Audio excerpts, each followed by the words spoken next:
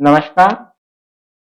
मराठा विद्या प्रसारक समाज संस्था द्वारा संचालित KRP arts, BH commerce, AM science अर्थात KTHM कॉलेज नासिक, विभाग हिंदी, कक्षा MA द्वितीय वर्ष, सेमेस्टर चतुर्थ। प्रश्न पत्र है हिंदी भाषा का ऐतिहासिक विकास, जिसके अंतर्गत आज हम प्राचीन भारतीय आर्य भाषाएं इनका अध्ययन कर रहे हैं। इसके अंतर्गत आज हम वैदिक संस्कृत की जानकारी प्राप्त करने वाले हैं।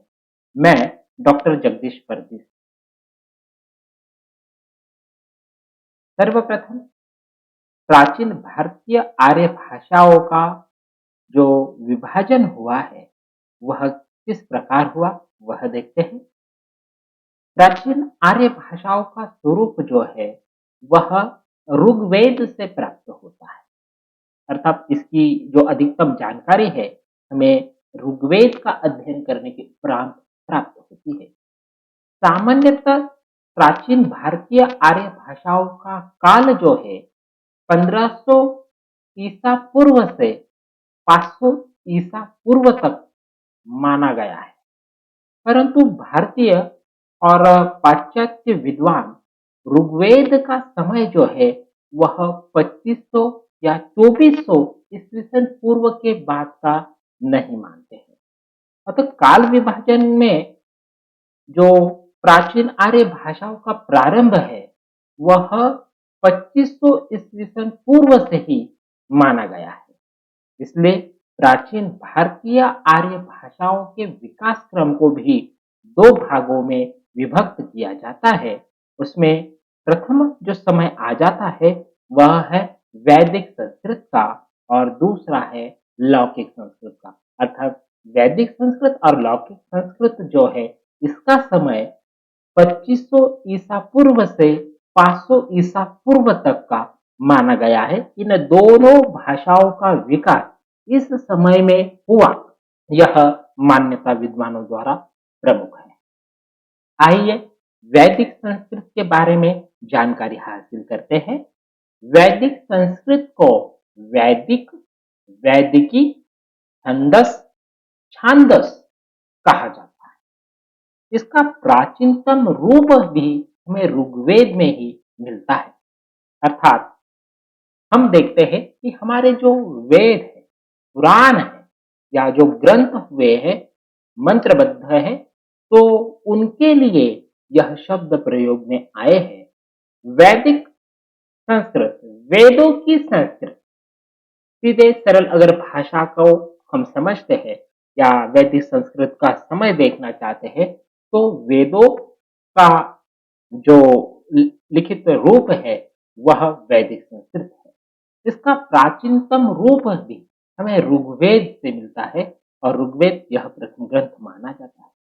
पाश्चात्य भाषा शास्त्रियों ने भी भाषिक तुलना के आधार पर ऋग्वेद के 2 से 6 मंडलों को अधिक प्राचीन तथा 1 और 10 मंडलों को अपेक्षाकृत परवर्ती माना है। अर्थात बीच के जो मंडल है ये प्राचीन है और इन प्राचीन मंडलों के प्रारंभ का और अंत के जो मंडल है यह इनमें परिवर्तन इन्होंने मान्य किया है। अन्य वेदों का भी समय इसके बाद का माना गया है और वैदिक काल की समाप्ति 500 ईसा पूर्व ही मानी गई है। ऋग्वेद छंदोबद्ध है यह जो ग्रंथ है, अतः इसे ही छंदस कहा जाता है। ऋग्वेद और अर्थवेद में ध अंश भी है। इससे प्राचीन ग्रंथ का स्वरूप ज्ञात होता है। अर्थात विद्वानों ने कुछ ऐसे शब्दों खोज की है कि कौन से शब्द प्रयोग में प्राचीनतम रूप में आए हैं और नए रूप में परिवर्तित हुए हैं, उनका अध्ययन यहाँ पर उन्होंने प्रस्तुत किया।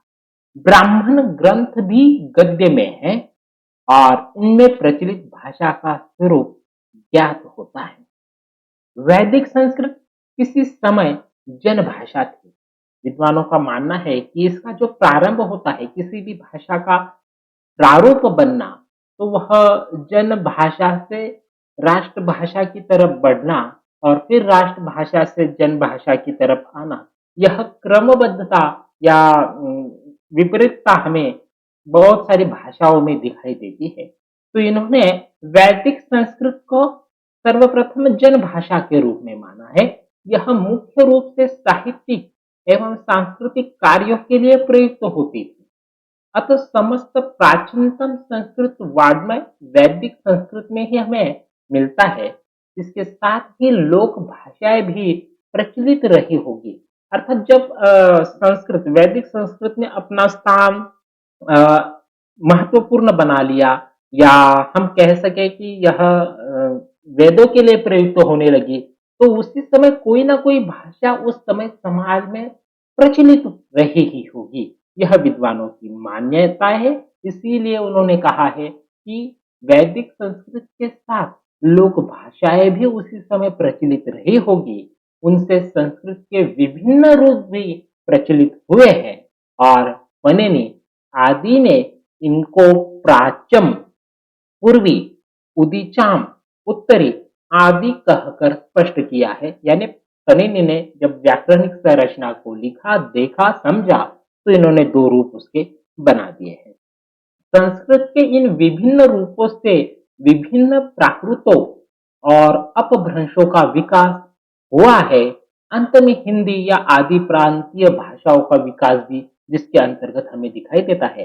अर्थात वैदिक संस्कृत, लौकिक संस्कृत, प्राकृत, पाली, अपभ्रंश और आधुनिक भाषाएं, यह भाषाओं का विकास क्रम हमें दिखाई दे रहा है। और वैदिक संस्कृत और संस्कृत, यह उन भाषाओं की जननी कह सकते हैं, या इनके द्वारा इस भाषा से ही परिवर्तित रूप आज की भाषाएं हमें दिखाई दे रही है। यह विद्वानों ने हमारे सामने प्रस्तुत किया हुआ है।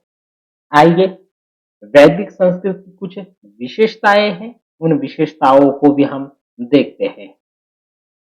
वैदिक भाषा की कुछ विशेषताएं इस प्रकार है। भाषा की पद रचना क्लिष्ट और योगात्मक थी। संस्कृत भाषा यानी वैदिक संस्कृत है, उसकी रचना है श्लिष्ट योगात्मक है। जो शब्द जो है वह योग से बने हुए हैं, उनका समन्वय हुआ है और वह शब्द बना हुआ है। पद रचना में विविधता और अनेक रूपता भी दिखाई देती है। यह विविधता लौकिक संस्कृत में अत्यंत कम हो गई है। यानी जो पद बनाने की रचना थी, तो वह अलग अलग पद जो है बनते थे, और यह धीरे धीरे अगली भाषा में लौकिक संस्कृत में उसका जो भेद है वो भेद कम हो गए। वह जैसे कि वैदिक संस्कृत में दैवो, देवा, दैवो, देवा, देवास, या संस्कृत में देवा बन गया है। यह जो अलग अलग शब्द थे वह देवा के रूप में, दैवे, दैवे भी, दैवे, लौकिक संस्कृत में एक ही रूप दैवे रह गया है। अर्थात जो प्रभु का नाम है या कोई भी शब्द है, इसके अलग अलग रूप जो थे वह अगली भाषा में कम हो गए और एक ही रह गया है। धातु रूपों में लेट लकार का प्रयोग होता था, संस्कृत में वैसा नहीं रहा। धातु रूपों में और एक विशेषताएं भी इस प्रकार बताई गई है कि विकर्ण व्यत्यय शप आदि के स्थान पर दूसरे गण का विकरण हो जाता था। पद व्यत्यय परस में, आत्म में आदि में परिवर्तन भी हो गया। लड आदि में अट, अ का अभाव, म, मसी, द्वित्व का अभाव, ददाती के स्थान पर दाती, यानी दो शब्द जो थे वह एक ही बन गए, या एक का लुप्त हो जाना। अंतिम स्वर को दीर्घ बना देना, जैसे कि चक्र को चक्रा, विद्या, विद्या, ऐसे शब्द जो है वह रूप हमें यहाँ पर दिखाई देते थे। कृत प्रत्ययों में तुम के अर्थ में से, असे, अर्य आदि, तुमर्थे, सेसन से, ऐसे परिवर्तन दिखाई देते हैं। और यहाँ पर 15 प्रत्यय है।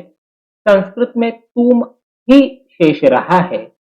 वेद में संगीतात्मक स्वर की मुख्यता थी और संस्कृत में बलाघातात्मक स्वर हो गया।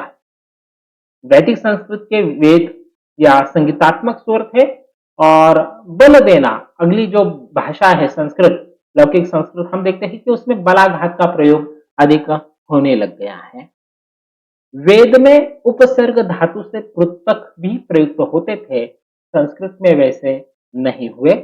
वैदिक संस्कृत में लौकिक संस्कृत के तुल्य 3 लिंग और 3 वचन थे, पर लिंग और वचन में परिवर्तन भी होता जाता था। मधुन को मधो, मित्रा को मित्र आदि। वैसे ही वैदिक संस्कृत में ह्रस्व और दीर्घ के साथ लुप्त का भी प्रयोग प्रचलित था। 2 स्वरों के मध्य में 2 स्वर जो है उनके ड ल ढ ढ हो जाता था। इड़े इड़े, मिदुषे मिड़ुहुषे। संस्कृत में ये दोनों ध्वनियां नहीं है। हिंदी में ळ ढ़ के विकसित रूप हम आज ड और ढ है। वैसे वैदिक संस्कृत में लू स्वर का प्रयोग प्रचलित था। संधि नियमों में पर्याप्त शिथिलता थी। प्रगृह वाले स्थल पर भी संधि मिलता था। रोदसी, इसे, रोदसी में पूर्व रूप आदि संधियों का अभाव भी मिलता है। उप्रयंता, उद्धरम, नो अव्याक शतधारो अयम।